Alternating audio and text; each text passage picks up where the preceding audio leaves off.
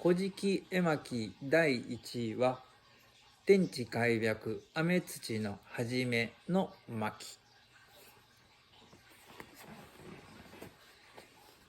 その昔、この世はドロドロっとした混沌で、油やクラゲのようなものがぷかぷかと浮いているだけの状態であった。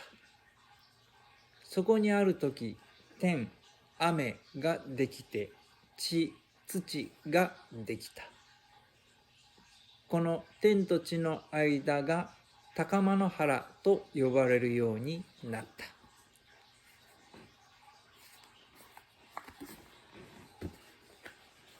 この高間の原の中に、ある時、雨の水主の神様が現れた。そして、高み結びの神様、カム結びの神様が現れた。そしてさらに、このドロドロっとした油の中から、ぬくぬくっと足の芽が生えてくるように、うまし足かび彦路の神様が現れて、雨の床たちの神様が現れた。雨の水主の神様、高み結びの神様、カム結びの神様、うまし足かび彦路の神様、雨の床たちの神様、この5柱の神様をことあまつ神と呼ぶようになった。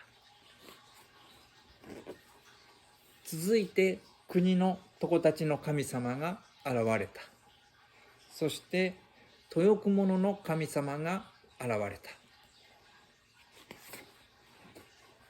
その後、つがいの神様たちが現れ出した。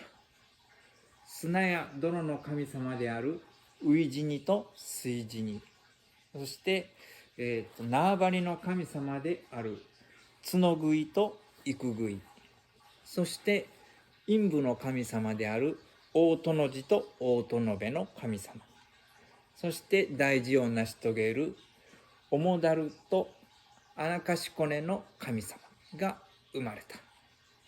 そしてさらにイザナギとイザナミという神様が現れた。